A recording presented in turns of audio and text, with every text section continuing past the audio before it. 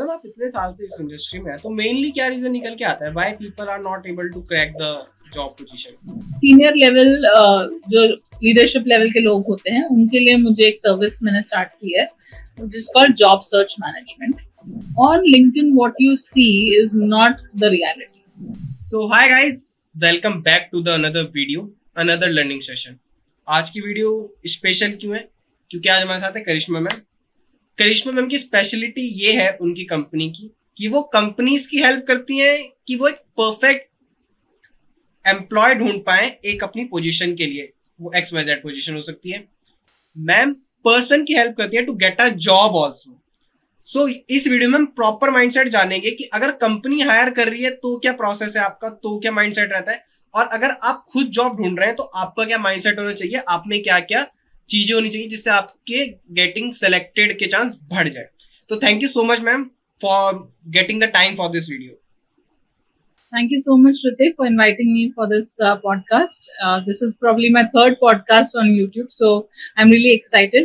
And पहली बार ऐसा हो रहा है कि कोई एक इतना young budding digital marketer है जो मुझे invite कर रहा है, so I'm really excited for this. Okay. Thank you so much for inviting. Okay, sure ma'am. So ma'am let's start with the thing कि ये सब चीजों पे तो आएंगे कैसे कैसे हो गया, but how you started your digital journey, एक बार उस पर बात करते हैं। Digital journey, when I started, when you say digital journey, as in when I started writing my resumes, right? That's what Yes. you mean. Yes. Great. So this happened when I was जब pandemic हुआ 2020, I lost my job. वो time पे क्या करूं समझ नहीं आ रहा था। ओके जॉब तो करनी है, मतलब मैं ऐसी वर्कोहॉलिक थी, आई थॉट ओके नहीं, आई हैव टू वर्क, कुछ तो करना है। तो तब मैंने सोचा कि चलो 2-3 पहले अलग चीजें ट्राई करी, एफिलिएट मार्केटिंग ट्राई किया, नहीं समझ में ही नहीं आ रहा था कि क्या हो रहा है ये, बिकॉज वो बैकग्राउंड नहीं था। फिर कहीं से जब थोड़ा थोड़ा जॉब मार्केट खुला तो मुझे एक अपॉर्चुनिटी दिखी as a freelance resume writer, तो मैंने वहां अप्लाई किया। फॉर्चुनेटली मेरा सिलेक्शन हो गया, उन्होंने मुझे एक अपॉर्चुनिटी दी, एक प्लेटफॉर्म दिया। I am really thankful to that person who gave me that opportunity. वहां से मैंने स्टार्ट किया, फिर resume writing as a freelancer करती थी, तो एक सीवी का कुछ पैसे मिल जाते थे, कुछ रुपए मिल जाते थे, like I remember first was 400 rupees, right. उससे धीरे धीरे फिर रेज्यूमे राइटिंग के क्लाइंट्स आने लगे लिंक्डइन से। लिंक्डइन को मैंने अपने ऑप्टिमाइज किया, वहां से और बहुत ज्यादा डिमांड आने लगी कि लिंक्डइन ऑप्टिमाइज करो। एंड धीरे धीरे कोचिंग की भी आ गई, चलो आप इतना सब कुछ कर रहे हो, आपका रिक्रूटमेंट का बैकग्राउंड है, तो क्यों ना आप मुझे इंटरव्यू के लिए क्रैक करने के लिए भी प्रिपेयर करो। So I said okay why not, I can do it. Confidence तो था ही, क्योंकि इतना काम किया है, इतना इंडस्ट्री में इतने लोग जॉब सीकर से बात किया, इतना हायरिंग मैनेजर से किया है। सो I decided, okay, let me take that experience and help these job seekers, because I really saw that there was a gap. Okay. कि लोग नहीं कर पा रहे थे, कि बहुत सारी ऐसी चीजें होती ना कि जब हम इंटरव्यू लेते तो हमें समझ में आता है यार ये गलत बोल दिया, इसने ऐसे नहीं बोलना चाहिए था, नहीं तो हम इसको सिलेक्ट कर लेते। तो वो सारी इनसाइडर इन्फॉर्मेशन मुझे लगा कि मैं इनकी हेल्प कर सकती हूँ, and that's how my journey started. तभी भी मैं जॉब करती थी, बट एज अ साइड मैं रेज्यूमे राइटिंग करती थी, कभी किसी का लिंक्डइन बना दिया वैसे। And then I started completely, मतलब 2021 से या आप नवंबर से मेरा फुल फ्लेज करियर ट्रांजिशन हो गया। With in few months, I would say with in 8-9 months मैंने पूरा अपना रिक्रूटमेंट से ट्रांजिशन कर लिया था कोचिंग में। ओके। और जब आपने रिक्रूटमेंट में थे तो वहां पे क्या क्या चीजें यू आर हैंडलिंग, लाइक आप किस किस पोजीशन के लिए हायर कर रहे थे और उसकी क्या क्या प्रोसेस थी? वैसे तो मैंने सब पोजीशंस किए हैं, जूनियर लेवल से सीनियर लेवल तक, बट मेरा ज्यादातर experience mid to senior level hiring में था। मिड लेवल आप समझ लो मैनेजर, सीनियर मैनेजर से लेके CFO CEO लेवल तक भी मैंने पोजीशंस पे काम किया है। मिड जूनियर लेवल पे भी BPO में हायरिंग करती थी, तो वहां का तो एक्सपीरियंस था ही। BPO में वॉल्यूम कस्टमर केयर एजेंट हो गए, आपके टेलीकॉलर्स हो गए, उनके लिए भी हायरिंग करती थी, बट वो बहुत कम टाइम था, 1 या 2 साल आप समझ लो। बट ज्यादातर mid to senior level positions पे मैंने काम किया है। तो एंड ज्यादातर नॉन IT में किया है, IT में भी थोड़ा बहुत किया बट ज्यादा नहीं। ज्यादातर मेरा नॉन टेक बैकग्राउंड था, बैंकिंग हो गया, आपका फार्मा इंडस्ट्री हो गई, आपका एडटेक हो गए, ये सारे टेक कंपनीज हो गए, जो आपके ई-कॉमर्स हो गए, वहां पे मैंने हायरिंग ज्यादा की है। Insurance has been a very big part of my clientele, so ज्यादातर ऐसे कंपनीज में मैंने काम किया। तो आपने बोला आपने टेक में ज्यादा काम किया है। टेक में कम काम किया, नॉन टेक में ज्यादा किया। टेक में कम काम किया, नॉन टेक में ज्यादा काम किया। हाँ, ओके, हाँ, सो मैम जितना मुझे पता है, मैंने सुना है कि टेक्निकल्स जो हायरिंग होती है उसमें इंटरव्यूज के बहुत ज्यादा राउंड्स होते हैं। हाँ, is it true? That is true. और नॉन टेक्निकल? टेक्निकल ये ऐसे क्यों होता है मैं बताती हूँ। क्योंकि टेक्निकल में आपको सिर्फ बोलना नहीं है, आपको करना भी है, क्योंकि टेक कोडिंग होता है, उसमें बहुत क्या क्या आप कर सकते हो। कोडिंग में कुछ गड़बड़ नहीं होनी चाहिए। सिर्फ बोलने को तो कोई भी बोल देगा हाँ मैं तो बना लूंगा, ये तो कर लूंगा, बट रियल में नहीं होता, तो प्रैक्टिकली दिखाना पड़ता है, इसलिए मल्टीपल राउंड्स ऑफ इंटरव्यू होते हैं वहाँ पे। ओके, और नॉन टेक में कितने राउंड्स कम हो जाते हैं? नॉन टेक में इतना भेदभाव क्यों है? नॉन टेक में देखिए नॉन टेक में ऐसा है ना, अगर कोई सेल्स का बंदा है तो हम उसे किसी को एक्चुअली लाइव सेलिंग करके नहीं बता सकते। तो वहां पे आप जैसे बोलते हो, कैसे कन्विंस करते हो सामने वाले को, उस पर ज्यादा इम्पोर्टेंस होता है। सो वहां पे कम होते हैं, बट नहीं, मैंने कुछ केसेस देखे हैं जहाँ पे भी टेस्ट होते हैं, कुछ एप्टीट्यूड टेस्ट हो गए, कोई पर्सनालिटी टेस्ट हो गए। यहाँ तक मुझे पता है, I don't know to quote, but I have heard कि गोल्डमैन सैक्स जैसी कंपनीज है तो वहां पे 8 राउंड होते हैं इंटरव्यू के। तो ऐसा नहीं है नॉन टेक पोजीशंस के लिए भी। तो it is depends on company to company. ऐसा हम बोल नहीं सकते कि नॉन टेक में कम राउंड होंगे और टेक में ज्यादा होंगे, ऐसा कुछ नहीं है। कंपनी के ऊपर डिपेंड करता है कि उनका क्या क्राइटेरिया है, क्या फिटमेंट का तरीका है। कल्चरल फिट होता है तो कल्चरल राउंड भी आ जाता है। बिहेवियर इंटरव्यू होता है तो बिहेवियर इंटरव्यू क्वेश्चन भी पूछते हैं। एचआर उसमें ज्यादा इंपॉर्टेंट रोल प्ले करते हैं। टेक्निकल तो है ही फिर उस हिसाब से। तो depends on company.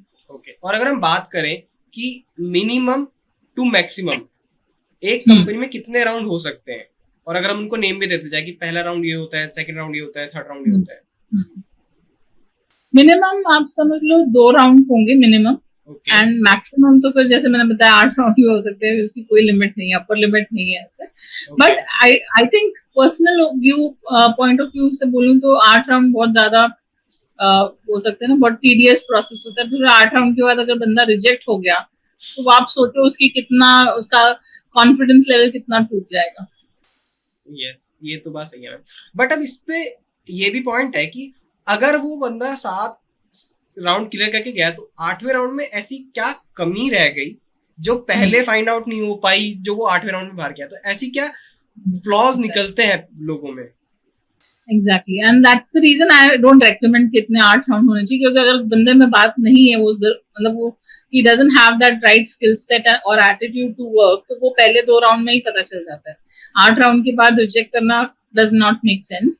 However, her hiring manager का इंटरव्यू करने का तरीका अलग होता है। हर हायरिंग मैनेजर का जो वो चाहता है उस बंदे में, जो रिक्वायरमेंट होती है वो अलग होती है। तो वो एक बंदे ने सोचा नहीं इसका ये अच्छा है, चलो इसको आगे राउंड के लिए डाल सकते हैं।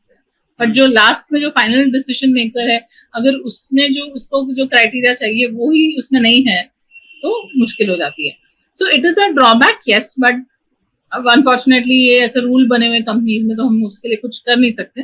But yes, people are trying to अभी ज्यादा एम्प्लॉयर ब्रांडिंग ज्यादा पॉपुलर हो रहा है। Employer branding means now it is not just the candidate who is has to focus on their presentability और देयर कि वो अच्छा एक्सपीरियंस दे इंटरव्यूअर को, बट इंटरव्यूअर की भी रिस्पॉन्सिबिलिटी, एचआर की भी रिस्पॉन्सिबिलिटी है कि वो अच्छा इंटरव्यू कैंडिडेट एक्सपीरियंस दे। कि कल को आप मेरी कंपनी में इंटरव्यू करने आते हो तो आपका अच्छा एक्सपीरियंस होना चाहिए कि चलो भले ही मैं सिलेक्ट नहीं हुआ, मेरा अच्छा एक्सपीरियंस गया इंटरव्यू में। ओके, राइट, क्योंकि अगर आप बोलोगे जैसे मैंने बताया 8 राउंड कर दिए, फिर बाद में आप रिजेक्ट हो गए, तो फिर आप कैसा लगेगा? तो वो आपका एक्सपीरियंस तो खराब हो गया ना। मतलब आपने, आप कल को कोई और आपको पूछेगा तो आप बोलोगे नहीं नहीं ये कंपनी में नहीं जाना। ऐसे वो ऐसे करते हैं, 8 राउंड लेके फिर रिजेक्ट कर देते हैं और रीजन भी नहीं बताते ठीक से। तो ये अभी बहुत पॉपुलर हो रहा है एम्प्लॉयर ब्रांडिंग, कैंडिडेट एक्सपीरियंस, ये मैटर करती हैं चीजें। लेकिन आई एम हैप्पी दैट अभी बहुत पॉपुलर हो रहा है, मतलब people are, companies are taking care of it. But otherwise it is difficult to say कि कोई ऐसा क्यों हुआ, क्योंकि हर एक को अलग ओपिनियन होता है and everybody is free to give their own opinion.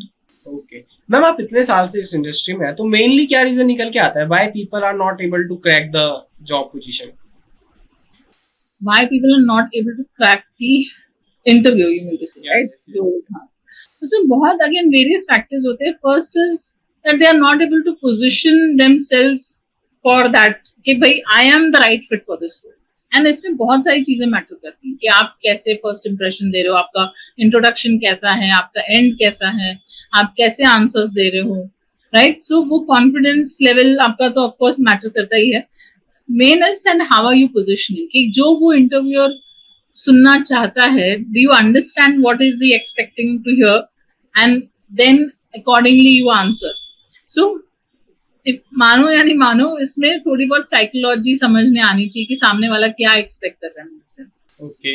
And वही मैं अपने इंटरव्यू सेशंस में बताती हूँ कि ये क्वेश्चन अगर ये है, इसका आप क्या आंसर दोगे. फिर वो आंसर बताते हैं तो मैं बोलूँ, अच्छा अब मुझे बताओ कि what are they looking for in this question.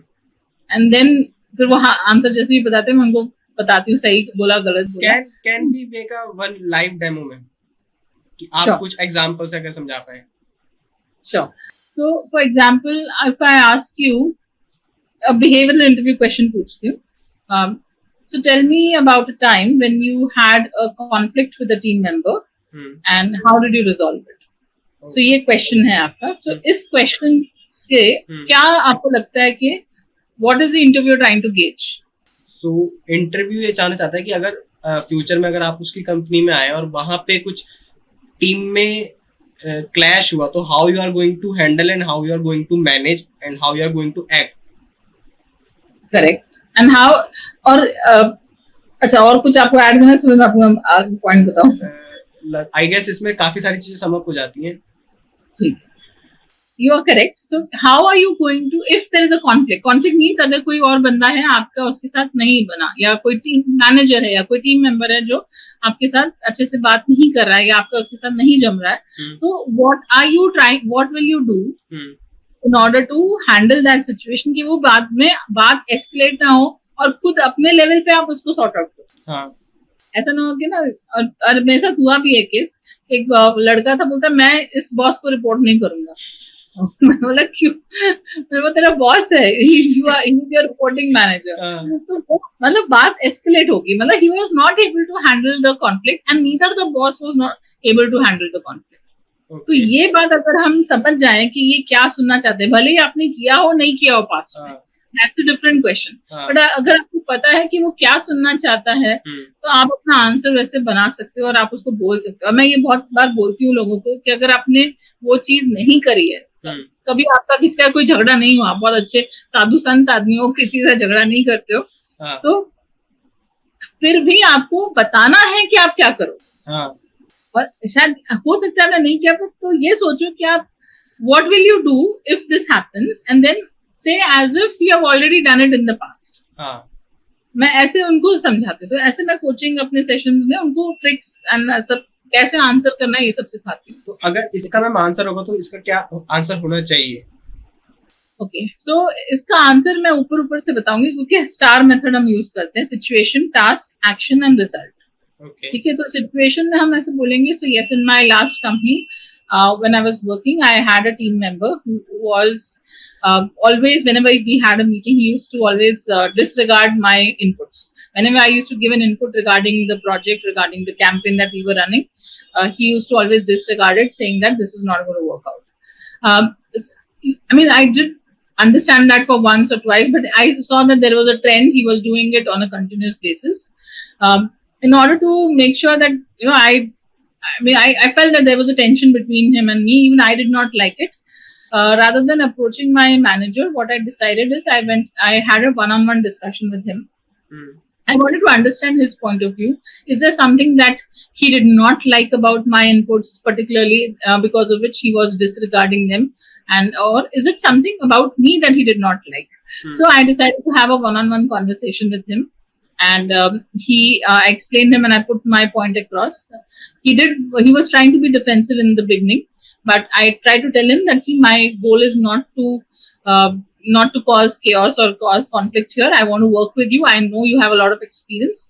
I also bring some experience, but I want that we should work collaboratively for the betterment of our company and the campaign that we're working on together. So if there's anything that you do not like about my ideas, my inputs, I would appreciate to give me feedback rather than directly disregarding it.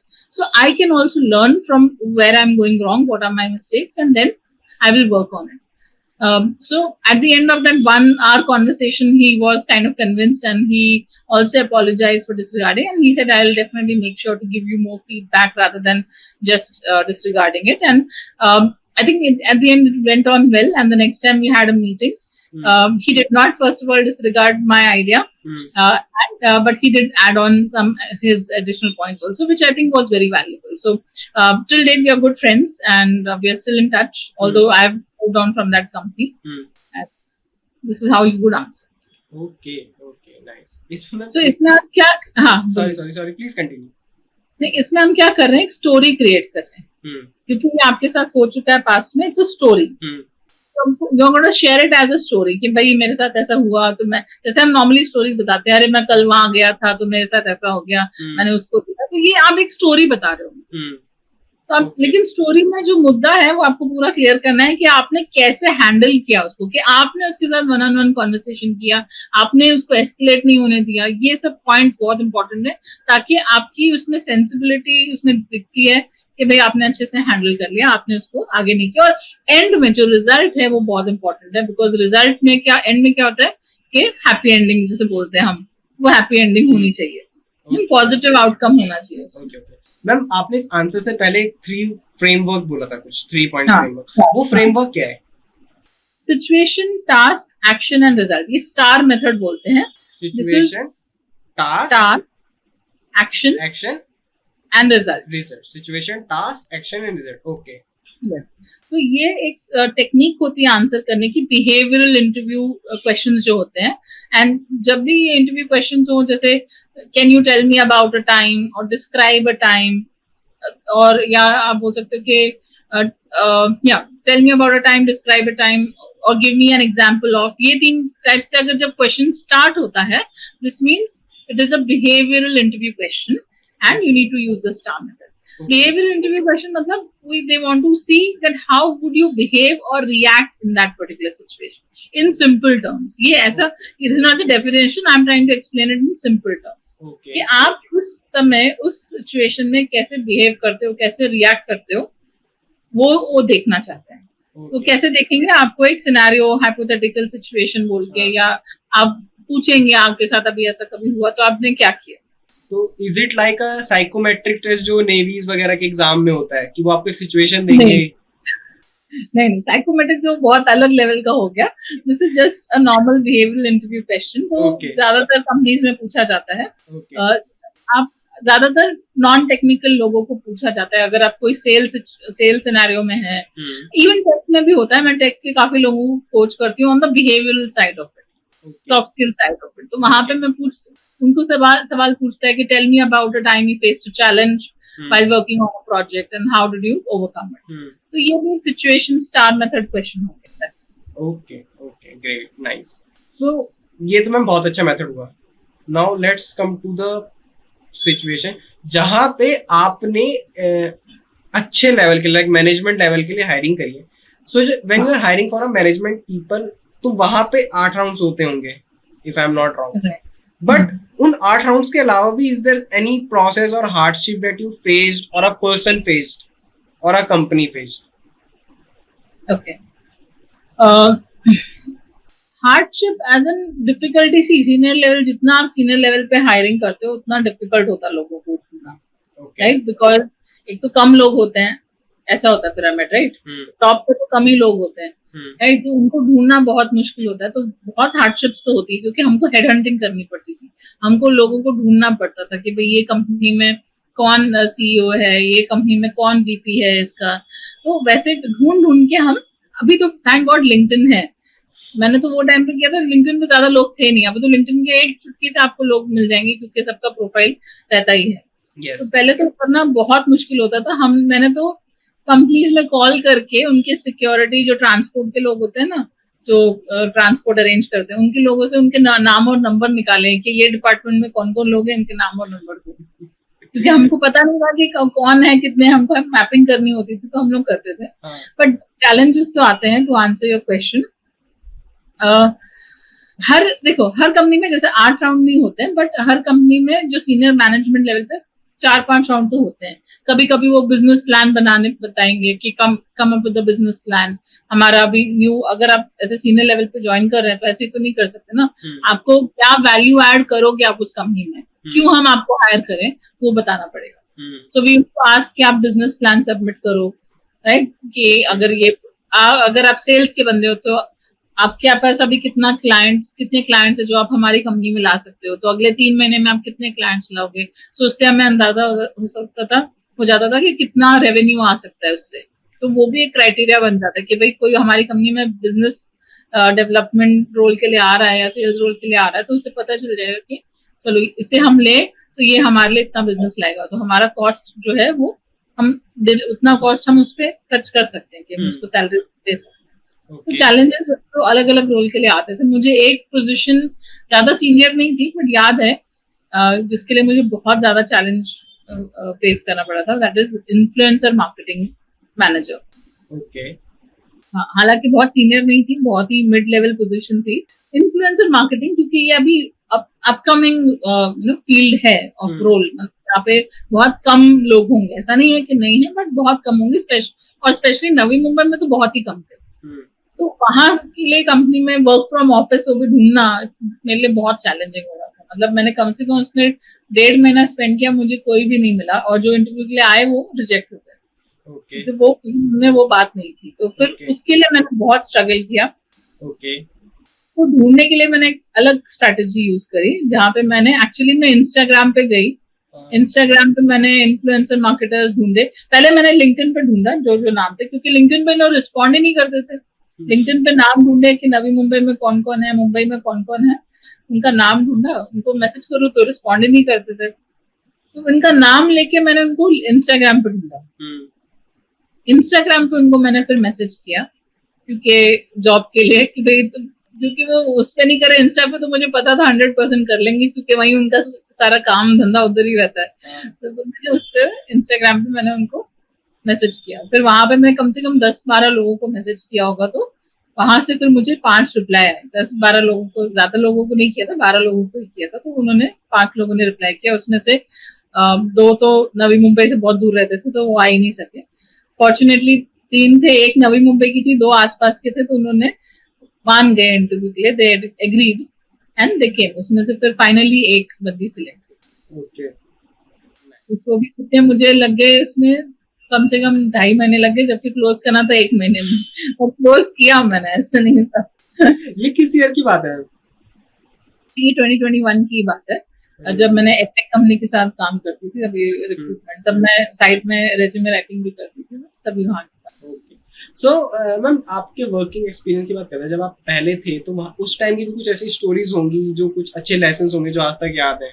तो वैसे experiences तो बहुत हैं, but एक तो मैं बताऊंगी। जैसे एक था, जब मेरा स्टार्ट ही था करियर का, मतलब मेरा 3rd जॉब होगा शायद। तो वो टाइम पे ऐसे मैंने पोजीशंस के लिए मैं ये करती थी, हायर करती थी। तो एक बैंक के लिए मैंने हायर किया।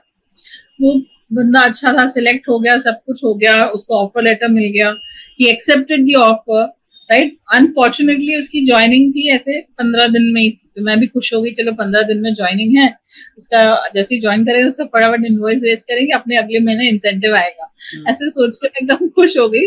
और मैंने जिस दिन डेट ऑफ ज्वाइनिंग पे मैंने उसको फिर कॉल किया। उसे हम क्या करते थे, फॉलो अप करते हैं। जैसे अभी परसों ज्वाइन करना है तो हम उसके 1 हफ्ते पहले से ही फॉलो अप करना शुरू कर देंगे कि कैसा है हाल चाल, ये सब करके। ही वाज स्पीकिंग नाइसली, बहुत हाँ ma'am everything is fine, I will join, don't worry ma'am, ऐसे करके बोल रहा। जिस दिन ज्वाइनिंग के 1 दिन पहले भी मैंने कॉल किया, so tomorrow is your joining, are you excited? तो बोलते yes yes ma'am, I am very excited, I will be joining tomorrow, don't worry. हर बार ऐसे ही बोल रहा था। तो हम लोग को तो रूल था कि जब हम लोग ऐसे ना पहले बहुत बुरे एक्सपीरियंसेस रह चुके, तो हमने बोला कि नहीं, जब तक ये बंदा ऑफिस नहीं पहुंचता हम नहीं ट्रस्ट कर सकते। तो हमने जिस दिन ज्वाइनिंग थे उस दिन भी मैंने कॉल किया उसको। पहले फोन नहीं उठाया, मेरी उधर धड़कने बढ़नी शुरू हो गई कि क्यों नहीं उठा रहा है। फिर थोड़ी देर बाद मैंने फिर से कॉल किया, then he picked up the call. मैंने बोला you're joining today, right? So, yeah ma'am, I'm on the way, I was in traffic so I couldn't pick up your call, sorry ma'am। मैंने बोला ठीक है, कोई बात नहीं। फिर मैंने बोला चलो अभी ज्वाइन कर ही गया, ट्रैफिक में पहुंचने में थोड़ी देर ज्यादा ही देर नहीं लगी। मैंने बोला चलो कॉल किया, फिर मैंने बोला थोड़ी देर फिर से ट्राई करती हूँ। हम्म, तो नहीं, फिर उसके बाद एचआर का कॉल आया, हाँ, where is that person, I said he is on the way, he will be joining. She said, उसने भी कुछ नहीं बोला, उसने ठीक है, हो सकता है पहले दिन ट्रैफिक है, कुछ देर हो गई होगी।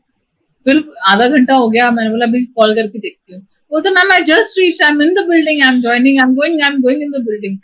फिर मैंने कुछ, मैंने चलो ठीक है, ज्वाइन कर लिया। 1 घंटे बाद फिर एचआर का कॉल आया, तो Karishma where is he, I said what is that, उसने बोला मैं बिल्डिंग में हूँ। हम्म, 1 घंटे बाद जब मैंने उसको कॉल किया, उसका नंबर ही स्विच था, उसके अंदर फोन उसने ऑन ही नहीं किया उस दिन। तो नेक्स्ट डे मैंने उसको कॉल किया, तब रिंग जा रही थी, but he did not pick up. हम लोग भी खोजना है, हम लोग दूसरे के फोन से करते थे, मेरे कलीग के फोन से मैंने फोन किया, तब तो उसने नहीं उठाया। फिर ऐसे 3-4 बार किया, फिर मैं 2-3 दिन रुक जाती हूँ, मैं तो इतना मेरा दिल टूटा कि पूछो मत। 4 दिन बाद फोन किया तो उसने उठाया, फिर कोई रीजन दिया, फिर मैंने बोला forget it, मैं तो उसको सुना दिया, और फिर मैंने बोला अभी नहीं ऐसे उसको करना। That was a really bad experience. And मतलब आई कुडंट बिलीव कि कोई इतना लेवल का झूठ भी बोल सकता है कि मैं पहुंच गया हूँ, मैं बिल्डिंग में हूँ, और फिर वो नहीं ज्वाइन कर रहा।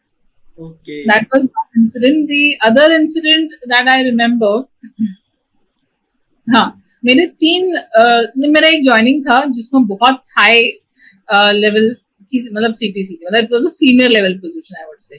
तो ऑलमोस्ट 40 लाख की सीटीसी उसको ऑफर हुई थी, उसने ऑफर एक्सेप्ट किया, एंड देन लास्ट मिनट पता नहीं क्या हुआ suddenly, and after accepting the offer, that lady थी इस बार तो, एंड सीनियर लेवल, तो आप समझ सकते हो सीनियर लेवल तो बहुत कम बैकआउट्स होते हैं, बट ये एक्सपेक्ट नहीं था मुझे कि भाई सीनियर लेवल पे आके वो ऐसे करेगी।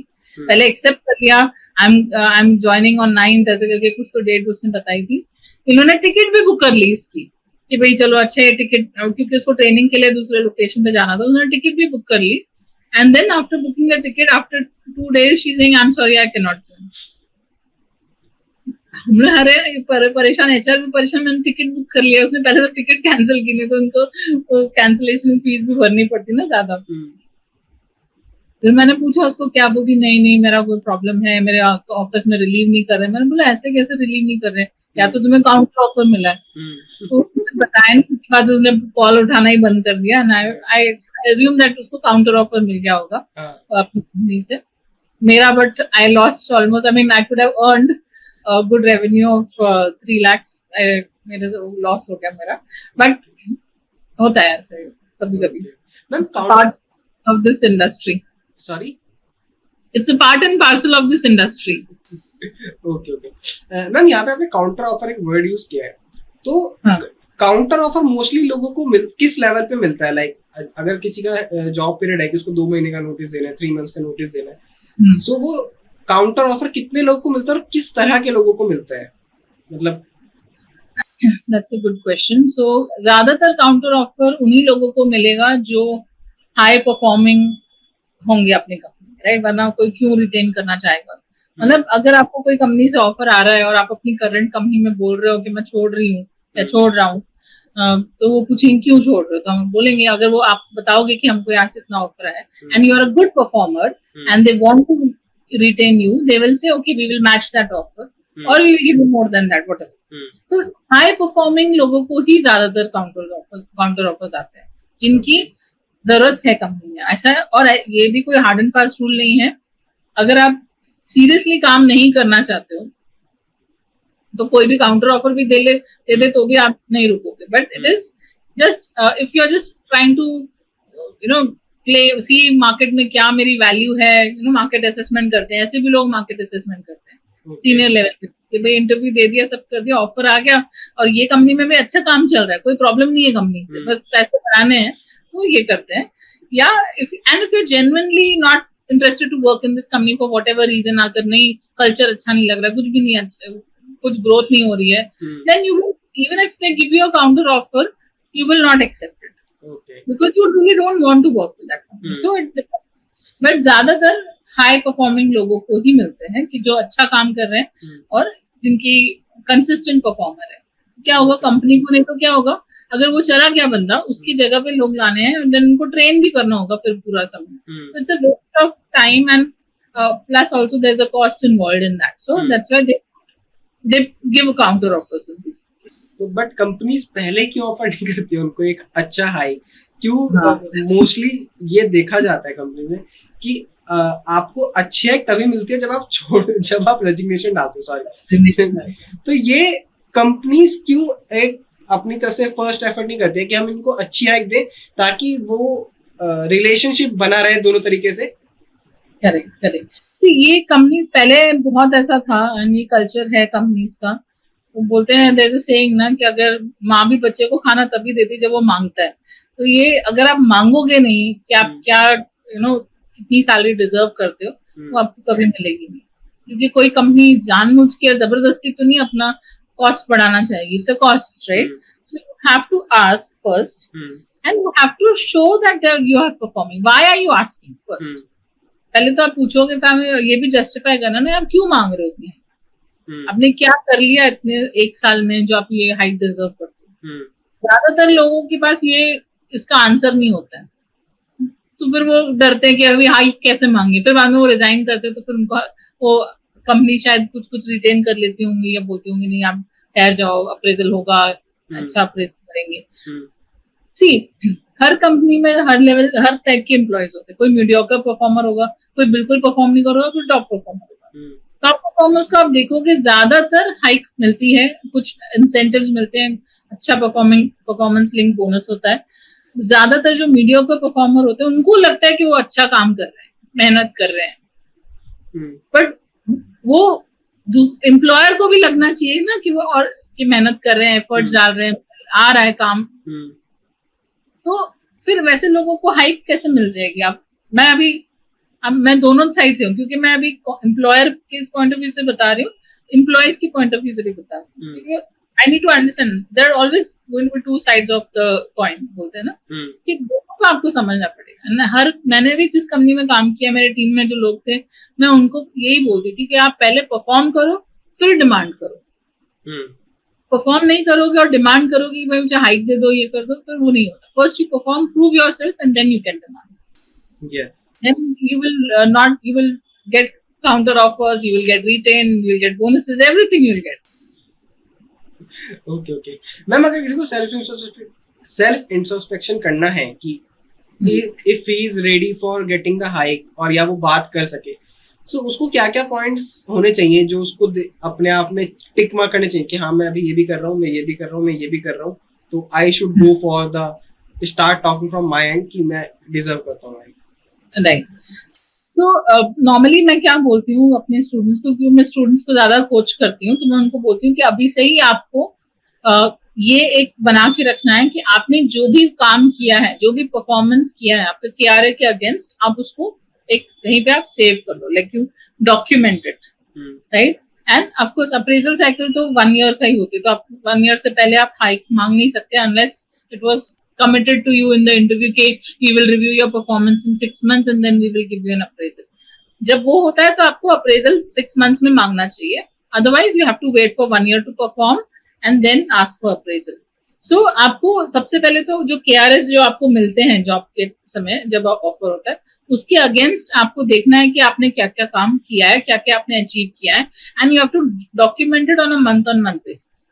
फॉर एग्जाम्पल आपका डिजिटल मार्केटिंग का काम है, ठीक है, you're a digital marketer and your job is to make sure that the clients campaigns are they have higher traffic on their websites or whatever social media जो भी आपका, ठीक है. तो आपका काम होना चाहिए, आपको डॉक्यूमेंट करना है कि अगर मेरे पास 4 क्लाइंट पे मैं अभी काम कर रहा हूँ, तो 4 क्लाइंट्स के अगेंस्ट मेरा क्या उसका पहले का व्यू क्या कितना था और मेरे काम करने के बाद कितना व्यू हुआ, एंड मंथ ऑन मंथ उसका ग्रोथ दिखाना है, ठीक है. ऐसे आपको हर क्लाइंट के लिए करना है, जो भी उसके क्राइटेरिया से ही करना है.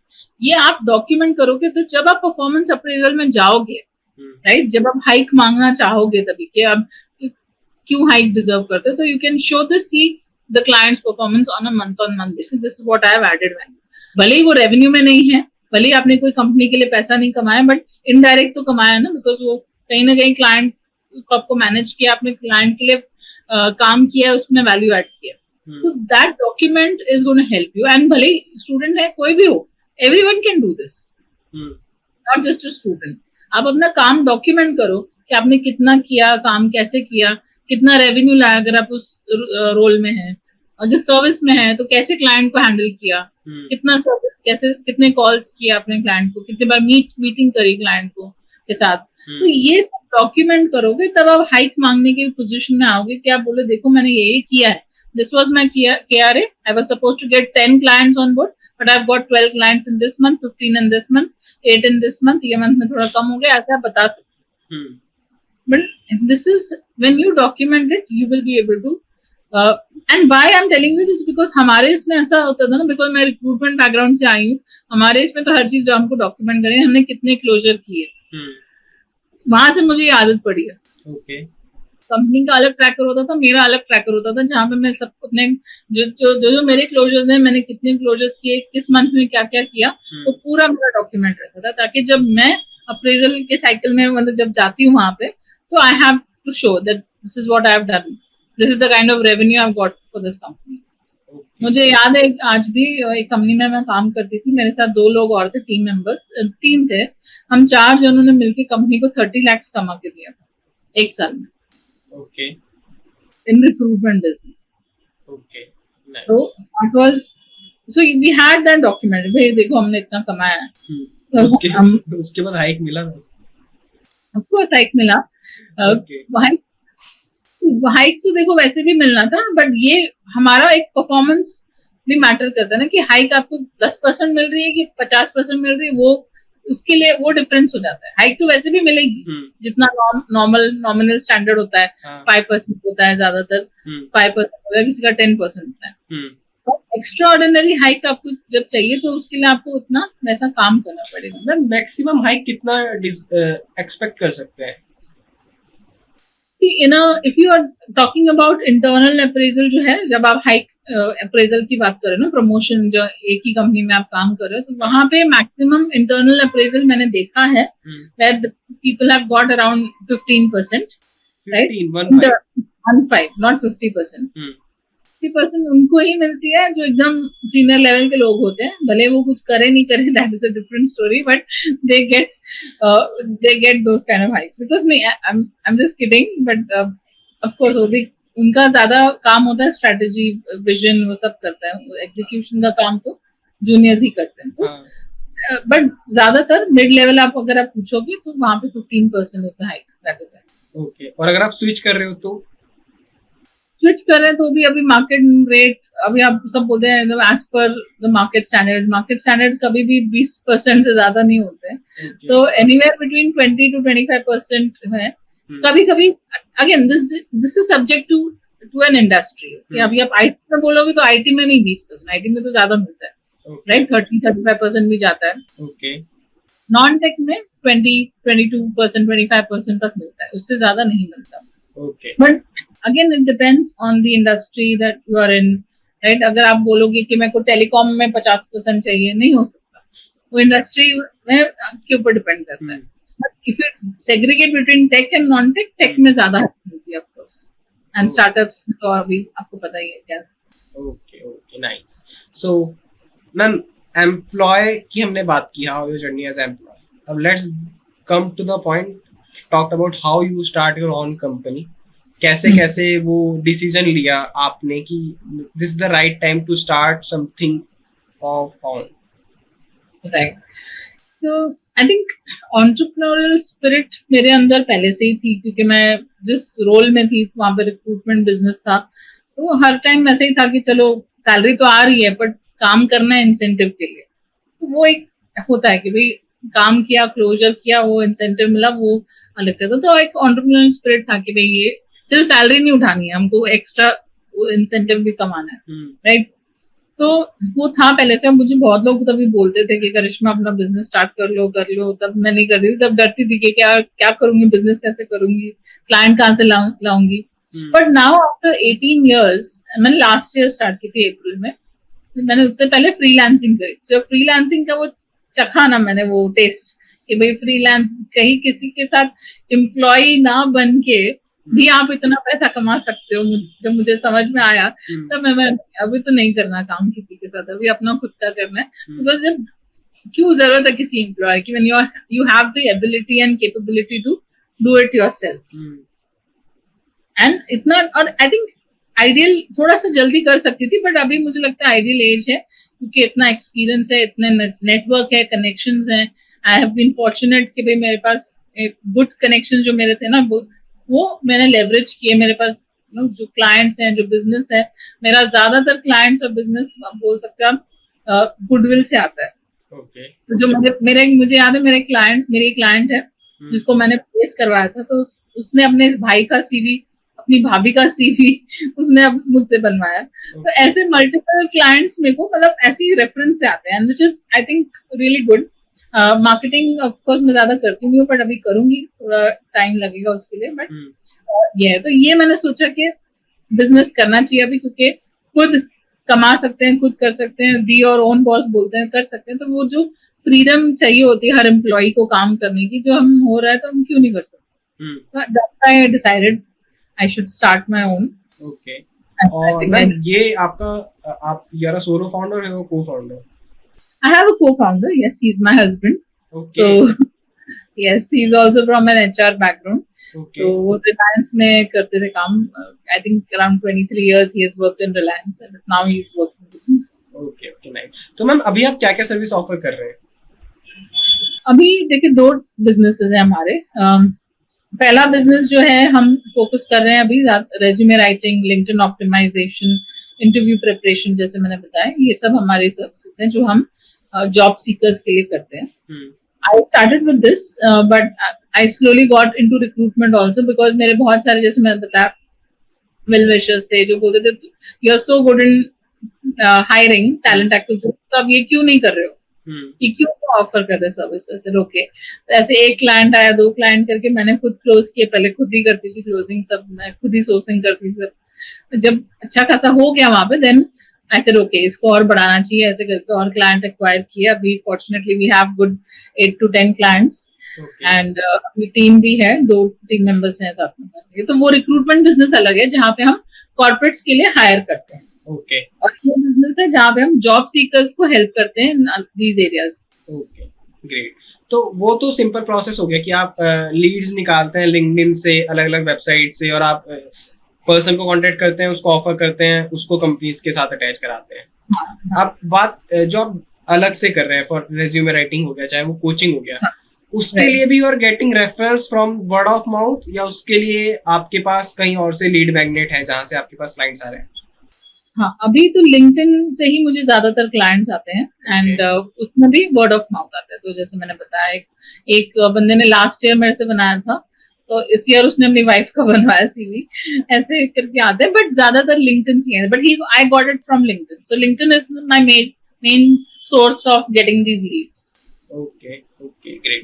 और जो भी मैम आपके टीम मेंबर है, वो बेसिकली केवल रिक्रूटमेंट में है? हाँ, अभी रिक्रूटमेंट में कर रही हूँ, क्योंकि रिक्रूटमेंट में ज्यादा पोजीशंस हैं, ज्यादा काम है, वहां पे सपोर्ट चाहिए. मैं ज्यादा टाइम उसमें नहीं दे सकती, मुझे कोचिंग में ज्यादा मेरा टाइम चला जाता है. I can't. तो अभी मैम कोचिंग में क्या प्रोसेस रहता है आपका? आप क्या मतलब आपका कुछ सेट मॉड्यूल है कि आप पहले ये सिखाएंगे, ये सिखाएंगे, ये सिखाएंगे, या कुछ और प्रोसेस है? राइट. तो कोचिंग, अगर आप इंटरव्यू कोचिंग पूछेंगे सिर्फ, तो उसका भी मैंने ज्यादातर मैं 4 वीक का प्रोग्राम रखती हूँ. बट आज मैंने देखा है कि 4 वीक ज्यादा किसी का टाइम नहीं होता, स्पेशली जो वर्किंग प्रोफेशनल्स हैं, जिनको अभी जॉब स्विच करनी है, तो उनके लिए मैं कस्टमाइज कर देती हूँ. But I normally have a 4 week coaching programme, जिसमें फर्स्ट वीक में मैं आपको आपका पहले असेसमेंट लूंगी, देखूंगी कि आपके क्या क्या एरियाज वीक हैं, क्या स्ट्रॉन्ग पॉइंट्स हैं आपके. So it will be like a interview but a discussion also. So I will ask that person a lot of questions. Then I will identify कि क्या problem है इसकी. तो मैं उसको बताऊंगी कि ये आपके areas में थोड़ा weak है. Like maybe communication is weak or body language is not good. ये सब मैं note down करके उनको थोड़ा highlight करूंगी. Then I talk about the introduction. जो tell me about yourself question कैसे answer करना है. Then the STAR method, ये next week में होगा.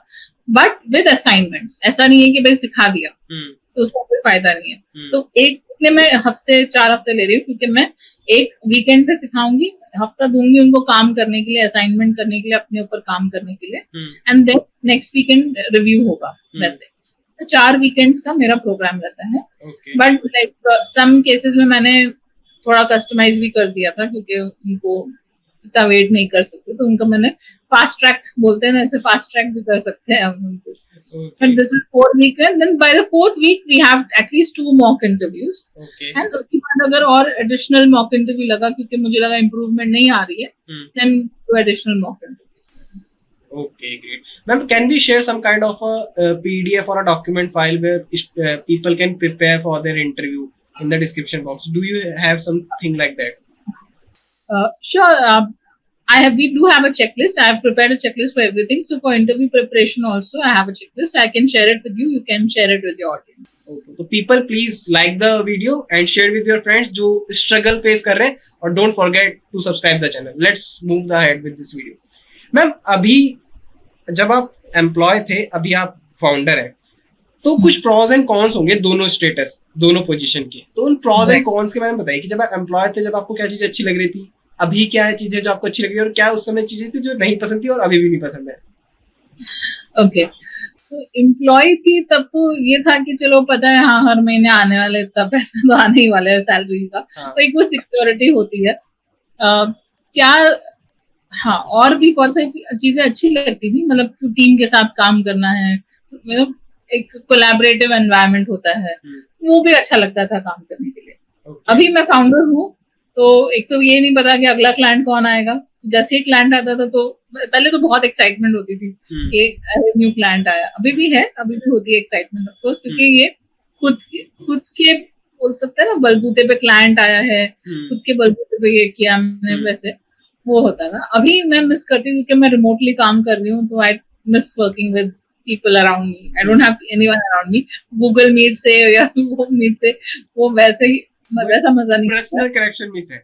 पर्सनल कनेक्शन मिस हो जाता है. yes. ओके. मेरे रिमोट कंपनी है अभी फिलहाल, बिकॉज मैं तब से ही रिमोट ही काम कर रही हूँ, तो हमने बोला वही करेंगे. एंड अभी उस लेवल पे पहुंचे नहीं कि भी ऑफिस भी खरीद लो. मेरी एक टीम मेंबर है नोएडा में रहती है, एक नवी मुंबई में रहती है, तो फिर इसलिए मतलब, और मैं खुद मुंबई कांदिवली में रहती हूँ, तो वो बहुत डिफरेंट हो जाएगा. तो we can't have an office right now. But हाँ, वो मैं बहुत मिस करती हूँ कि कोई हो साथ में, क्योंकि तभी हम साथ में बैठते थे नेक्स्ट डेस्क पे, हंसी मजाक कर लिया, काम कर लिया, वो मजा आता था. मतलब ऑफिस में यू कैन से कि एक तो मजा रहता है कि हाँ यार कुछ हो, लोग हैं आसपास, आप बातचीत कर रहे हो, आप हंस खेल रहे हो, आप अकेले बैठे, कोई आ गया बातचीत करने, आप दोस्तों के साथ जा रहे हो चपड़ी पे, चलो चाय पी के आते वगैरह वगैरह. जब आप रिमोटली ब्रेनस्टॉर्मिंग भी होती है इसमें ऋतिक, आप ब्रेनस्टॉर्म भी कर सकते हो. कोई कहीं फंस गया है, जैसे मुझे याद है हम रिक्रूटमेंट में जब थे, तो कोई बंदी, मतलब मेरी टीम में बंदी थी, उससे नहीं हो रहा था काम, मतलब बोली मिल ही नहीं रहे करिश्मा, मिल ही नहीं रहे मुझे ऐसे लोग. वो फंसी है, उस काम उसका है, बट अभी वो मेरे साथ बैठी है, मेरी टीम में भी है, तो मेरा काम क्या होता है ना, मेरे को चलता नहीं, चल मैं देखो हेल्प करती हूँ, बता क्या प्रॉब्लम है, चलो लेट्स. तो ये हम कर सकते हैं जब हम फेस टू फेस काम कर रहे हैं, मतलब साथ में मिलके काम कर रहे हैं. रिमोट पे है, फिर आओ गूगल मीट पे आओ, दिखाओ उसको कितना समझा नहीं समझ में आता, वो भी एक चैलेंज होता है. तो आप you can come up with solution, you can immediate solution होता है. ऐसा होगा कि मेरी टीम मेंबर को प्रॉब्लम अभी हो रही है, but I am busy in my session, तो वो वेट करेगी करिश्मा मैम का कब खत्म होगा, 1 घंटे बाद होगा, तो फिर मैं उनको, वो मुझे कॉल करेंगे. तो ये ड्रॉबैक लगता है मुझे. ओके. सो मैम, जो आप रेज्यूमे राइटिंग की सर्विस देते हैं, प्रोवाइड करते हैं, आप रेज्यूमे में ऐसा क्या देखते हैं, ऐसा क्या ऐड करते हैं कि उसकी गेटिंग सिलेक्शन के चांसेस इंक्रीज हो? राइट. सी रेज्यूमे का तो सबसे पहला देखती हूँ कि इतना उसका फॉर्मेट कैसा है, एटीएस फ्रेंडली फॉर्मेट है या नहीं, कि आजकल. सॉरी क्या मैम, कैसा friendly?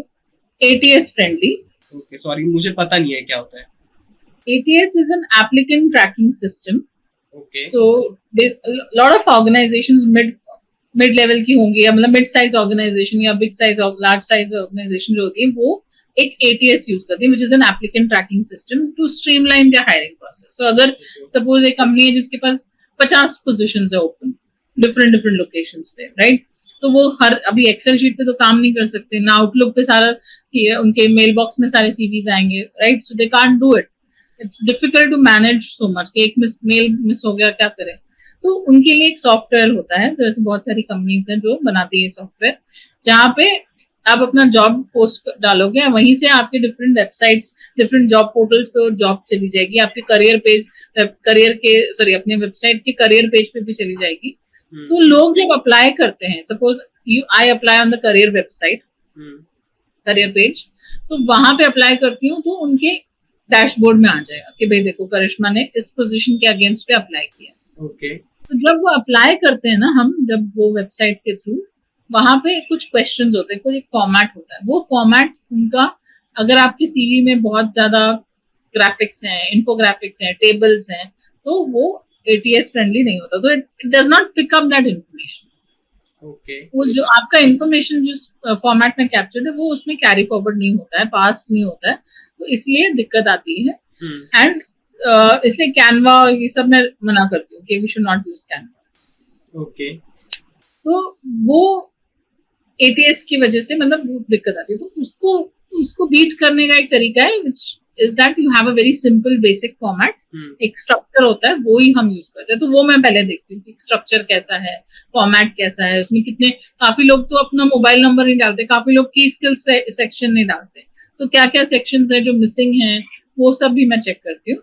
Next what I also C is whether आपके सीवी में क्वांटिफाइड एक्सपीरियंस है या नहीं।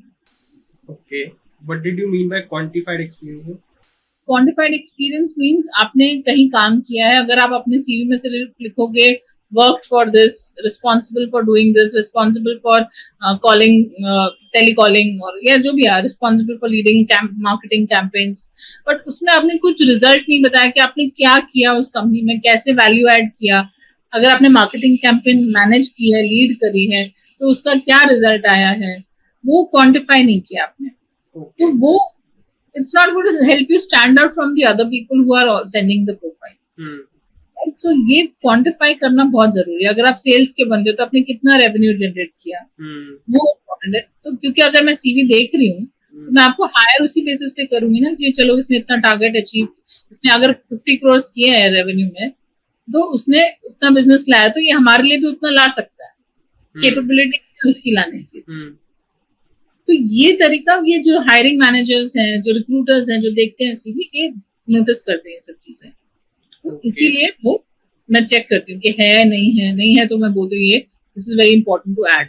Okay, great. और मैम इसमें एक पॉइंट ये भी है मेरा, जितना अभी मैं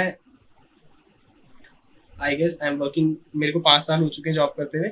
सो as a designer, as a editor, as a digital marketer, हमने जो देखा है आजकल पे फॉर्मेट चल रहा है सिंगल पेज सीवी।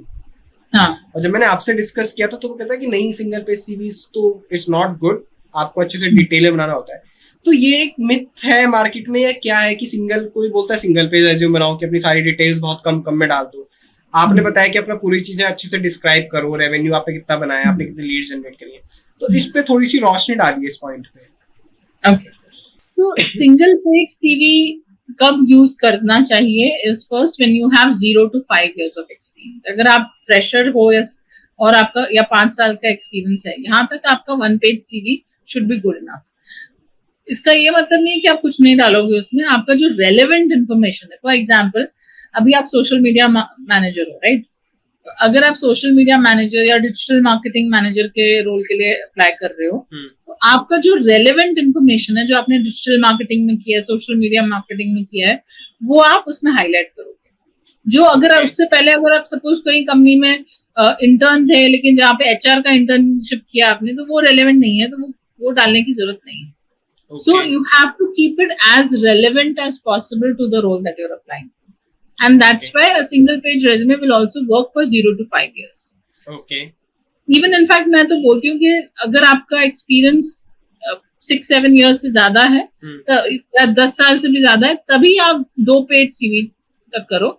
उसके अलावा और ज्यादा, उससे ज्यादा सीवीज मतलब पेजेस की जरूरत नहीं है। एक छोटा सा क्वेश्चन है, सॉरी टू इंटरप्ट। आपका 2 पेज का मतलब है फ्रंट और बैक, या 2 पेज का मतलब है 2 page front end back and second page front end back? नहीं, अभी प्रिंट आउट कौन निकालता है आज के जमाने में, सो 2 page proper front. Okay, single page front end back, हाँ, बट नो 2 कॉलम रेज्यूमे नहीं होना चाहिए। सॉरी, क्या नहीं होना चाहिए मैम? सिंगल पेज होना चाहिए बट कॉलम नहीं होना चाहिए। सो आजकल आप देखोगे बहुत सारे फॉर्मेट्स हैं जो लेफ्ट साइड में कुछ इन्फॉर्मेशन होती है और राइट साइड में कुछ इन्फॉर्मेशन। मेरा वैसी है। हाँ, तो that is called a two column format. दिखने में अच्छा लगता है, पर हमको दिखने से क्या करना है, हमको सिलेक्ट सीवी शॉर्टलिस्ट होना है ना। हाँ. तो हमें सिंगल कॉलम फॉर्मेट रखना है, क्योंकि ये सिंगल कॉलम फॉर्मेट एटीएस जब अप्लाई करते हो वो करियर पेज में, वहां पे दिक्कत आती है। तो ये आप कहाँ यूज कर सकते हो? अगर आपको यूज करना ही है, अच्छा गुड लुकिंग फॉर्मेट होना चाहिए, तो when you are sending it directly to someone, अगर आप मुझे मेरे ईमेल आईडी पे डायरेक्ट भेज रहे हो तो आप भेज सकते हो, क्योंकि वहां पे एटीएस नहीं है। हाँ. अगर आप इजी अप्लाई ऑप्शन आता है लिंक्डइन पे, कभी कभी आपने देखा होगा इजी अप्लाई, वहां पे आप यूज कर सकते हो, क्योंकि वहां पे इजी अप्लाई मींस वो लिंक्डइन में ही रहेगा, it is not going to an ATS. वहां आप यूज कर सकते हो। पर जब भी आप किसी को आउटर लिंक होता है या करियर पेज पे जाए या कोई एक्सटर्नल लिंक वेबसाइट होती है, बहुत सारे एटीएस हैं। अभी जस्ट दिमाग पे लीवर करके याद आ रहा है नाम मुझे, लीवर नाम एटीएस का नाम है। तो वो वहां पे जब आप जाते हो तब आपको ये सिंगल कॉलम फॉर्मेट यूज करना चाहिए। No, don't use a two column format. Okay okay, copied ma'am, copied. तो विद टाइम मुझे भी अपना सीवी अपडेट करना पड़ेगा। राइट। ओके, सो मैम अभी आपके फ्यूचर गोल्स क्या है विद योर ओन कंपनी? आप क्या प्रेडिक्ट कर रहे हैं और क्या फोकस गोल है या फोकस एरियाज हैं? मेरे दो फोकस एरियाज हैं अभी फिलहाल। One is of course recruitment, क्योंकि ये मैं तो इतने साल से करती आ रही हूँ। It's like my bread and butter and it's my heart, because मैंने बहुत काम किया है उसमें, तो उसको स्केल अप करना है। क्योंकि वहां पे भी मुझे ज्यादा क्लाइंट्स हैं मेरे पास, 8 जैसे मैंने बताया, वो और ग्रो होंगे, क्लाइंट्स तो आते हैं, वहां पे नंबर ऑफ क्लोजर्स को बढ़ाना है, तो वहां पे से मुझे उस पर ज्यादा फोकस करना है। दूसरा मुझे जो फोकस करना है वो सीनियर लेवल, जो लीडरशिप लेवल के लोग होते हैं, उनके लिए मुझे एक सर्विस मैंने स्टार्ट की है जिस कॉल्ड जॉब सर्च मैनेजमेंट। हाँ, ये एक सर्विस है जिसमें अगर कोई जो सीनियर लेवल के लोग होते हैं जिसकी salary suppose 50 lakh and above है, राइट, तो उनके लिए हम जॉब सर्च करते हैं। मतलब वहां पे हम पूरा end to end job search करते हैं, उनका रेज्यूमे बनाने से लेके, उनका लिंक्डइन ऑप्टिमाइज करने से लेके, उनके लिए जॉब ढूंढने का काम, उनके लिए अप्लाई करने का काम, उनके लिए नेटवर्किंग करने का काम, सब हम करेंगे। जब इंटरव्यू आएगा तो इंटरव्यू के लिए प्रिपरेशन भी हम करेंगे। तो आप एंड टू एंड सर्विस समझ लो, सीनियर लेवल के लोगों के लिए आएगी, क्योंकि वहां पे अपॉर्चुनिटीज कम होती है, वहां पे उनको तकलीफ आती है जॉब ढूंढने में। तो idea is for us to do, it's called reverse recruiting basically. ये कॉन्सेप्ट है रिवर्स रिक्रूटिंग का, जहाँ पे ये जो सीनियर लेवल के लोग हैं ये हायर करते हैं हेड हंटर्स को, रिक्रूटर्स को, उनके लिए जॉब ढूंढने। तो ये सर्विस मैं प्रोवाइड करती हूँ। मैंने लास्ट ईयर मैंने 5-6 मेरे क्लाइंट्स थे, उनको मैंने प्लेस किया है। ये साल अभी मैंने बीच में बंद कर दिया था क्योंकि मेरे पास बैंडविड्थ नहीं था काम करने का। मेरे पास इतना ही ऑलरेडी इतना काम था। अभी फिर मैंने शुरू किया है। I have 3 clients right now that I'm working with. इसको मुझे बढ़ाना है, तो इसके लिए अभी काम चल रहा है। And I think this is a very good service for senior level people, because देखो वो ऑलरेडी जॉब करते हैं, उनके पास टाइम नहीं है जॉब सर्च करने का, उनके पास टाइम नहीं है अपना सीवी अपडेट करने का, ना उनके पास टाइम है लिंक्डइन पे एक्टिव रहने का, because they are busy doing what they are good at, right. तो ये जो एडमिन काम है, जो पेन टेकिंग काम है, वो हम कर सकते हैं। सो मैम इन लोगों को आप रीच आउट कर रहे हैं या they are reaching out to you? अभी तो देखो they are reaching out to me because through my LinkedIn and through references like I said, but अभी मैं I will start reaching out to them, because तभी scale होगा, नहीं तो scale नहीं होगा। ये एक दो क्लाइंट ही होते रहेंगे, राइट। क्योंकि आप समझ सकते हो कि कितने इंक्वायरीज आएंगे और कितने लोग उस प्राइसिंग के लिए मान जाएंगे, क्योंकि ये हाई टिकट सर्विस है। ओके, तो can we reveal the price? आप क्या चार्ज कर रहे हैं या this is the confidential thing? Confidential है, I can give you a range. Okay, so it starts minimum as lowest is 50,000. Okay, it can go up to 1,50,000. This is for a month or for no, for 6 months आप समझ लो। उसके बाद अगर और extend करना है we can extend it. तो for 6 months 50,000 rupees. Yes. Okay, और आप उसमें क्या प्रॉमिस करते हैं कि आप उनको कितना CTC हाई, क्या कितना? हाँ, तो अभी फिलहाल देखिए, इट्स नॉट अ, मैं और ऑनेस्टली कोई जो जो जॉब प्रॉमिस कर सकता है ना, दैट इज फेक. ऑनेस्टली कोई भी जॉब प्रॉमिस नहीं कर सकता. Why? Because there are multiple factors to it. मैं जॉब ढूंढ के दे दूंगी, उसने इंटरव्यू में नहीं अच्छे परफॉर्म किया तो आई am not liable for that. Yes. My job is to get that person. Although I will force that person, I will get that person the call, interview call. आप इंटरव्यू के लिए आपके पास opportunities आएंगी जो आपको नहीं आ रही थी या डिफिकल्ट हो रहा था मिलने के लिए, but I will give you that opportunity. Rest is up to you. So मैं जॉब गारंटी किसी को नहीं देती हूँ, और अभी भी मैंने जो क्लाइंट्स है मेरे पास उनको जॉब गारंटी नहीं है. मैंने उनके लिए काम कर रही हूँ ताकि वो उनको काम ना करना पड़े. They are paying me for the service that I'm providing. Done for you service. हाँ, done for you service. It's like मेरे को वीडियो एडिटिंग नहीं आती है तो मैंने किसी और को दे दिया, है ना. बट इसका ये मतलब नहीं है कि वो मेरे वीडियो बनाना शुरू कर देगा, ऐसा नहीं है ना. तो what I'm trying to say is, see, and I think job guarantee भी तब मैं दे पाऊंगी may be in the future, may be 2 years down the line, जब मेरे पास इतना सॉलिड नेटवर्क होगा कि मैं उसको लेवरेज कर सकूं, उनको बोल सकूं कि हाँ यार इसको यहाँ लगा दो, उसको वहां लगा दो. अभी नहीं हो सकता ना. एक फोन जा रहा है और हाँ वो बंदा प्लेस, चलो ठीक है, हो गया आपका काम. मेरे पास ये कैंडिडेट है, इसको रख लो जॉब पे. वसूली भाई हूँ जैसे. होपफुली में वो टाइम भी आएगा बहुत जल्दी. लेट्स सी कितना टाइम लगता है. यही तो मेरा फोकस एरियाज ये है, क्योंकि इसकी डिमांड है. मैंने देखे बहुत सारे लोगों ने क्वेरी से. Pricing is where I am struggling with, क्योंकि इंडिया मार्केट ऐसा है ना कि किसी को पैसे देने में मतलब तकलीफ होती है. लेकिन अपने जेब से पैसा जाए तो ये पैसा आना चाहिए, जाने में तकलीफ होती है. They are not wrong also. Like हम भी कभी किसी को कुछ देते हैं, या when I was hiring for some freelancers for I think that time I was hiring for my LinkedIn personal branding. मतलब मैं खुद करती हूँ, बट टाइम नहीं था कि मैं चलो किसी को और को हायर कर देते, हो सकता है और अच्छा हो जाए, लीड जनरेशन के लिए आए.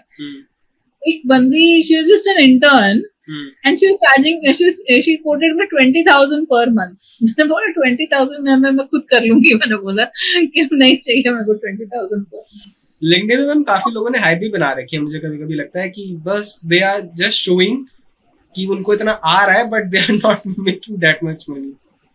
Exactly. In fact, you know what? I will not disclose the name, but recently a very senior person in the industry, he is also into coaching industry. मेरे similar genre में industry के हैं. उन्होंने मुझे message किया LinkedIn पे, and he wanted to speak to me. Okay. And he had a call. I spoke to him for half an hour, and he was saying the same thing कि करिश्मा, मैं देखता हूँ इतने लोगों को ये बोलते हैं हमने इतने लाख कमा लिए, इतना ये कर लिया. मैं इतने टाइम से LinkedIn पे हूँ, मैं कोशिश कर रहा हूँ, मेरे को तो नहीं आ रहे. तो मैंने बोला ऐसे ये फैक्ट है, इतना नहीं आता है पैसा. और जिसको आता भी होगा ना, वो बहुत सीनियर, मतलब बहुत ज्यादा साल से कर रहे होंगे. हम तो अभी कर रहे हैं. क्योंकि आप देखोगे बहुत सारे टॉप कोचेस भी हैं इसमें, तो जॉब भी कर रहे हैं, उसके बाद भी कोचिंग कर रहे हैं. तो हाँ, वो बोल सकते हैं कि हमको बहुत पैसा आ रहा है, क्योंकि जॉब का भी पैसा है, इसका भी पैसा है, तो इसके लिए तो बहुत ज्यादा है ना. So it is a fact. On LinkedIn what you see is not the reality. जैसे हर चीज सोशल मीडिया पे, I don't believe it is a reality. So even on LinkedIn it is not reality. People are there like content writers जो अभी personal branding strategist हो गए हैं, जो ये फाउंडर्स के सीनियर लेवल के लोगों के लिए जो लिखते हैं, they are right. They might be taking some inspiration from their experience, but they are doing the writing, right? So you can't assume that this person is writing, he's so good, he's such a good content writer.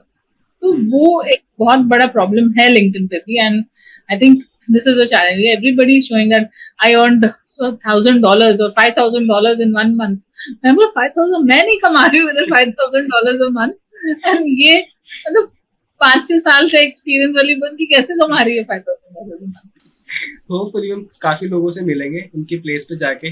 Let's see the truth क्या है क्या नहीं है. Okay, so thank you so much for giving such a information, such a valuable time, such a valuable insight from your experience. अब in the end of the sorry ma'am, it's my pleasure. Okay, so in the last section of the video ma'am, can you share few points for each, like for a professional who is finding for a job, for a person who wants some candidates, तो उनके लिए एक एक दो insight जो आप अपने experience से देना चाहते हैं. Okay. person who's finding a job, Yes. right? Yes. See, someone who's looking for a job, first you need to identify what kind of job you need to do. That the job search strategy is really important. Okay. Right अभी ये अब पूछोगे job search strategy क्या है, तो इसमें मैंने मतलब ये मैं हेल्प करती हूँ लोगों को बनाने में. बट अभी क्या हो रहा है ना कि अभी मेरा ये रोल है, this is what I want to do, मेरे को सिमिलर रोल में मेरे को जाना है. बट ये आप सोच के बिना आप कहीं पे भी अप्लाई करते हो, तो ये नहीं होना चाहिए. You need to understand, identify the list of companies, identify the industries that you want to work with. आपका खुद का पर्सनल गोल क्या है कि आप क्या करना चाहते हो, उसकी बेसिस पे आपको करना है. तो ये मैं I do that with my clients to help them with that.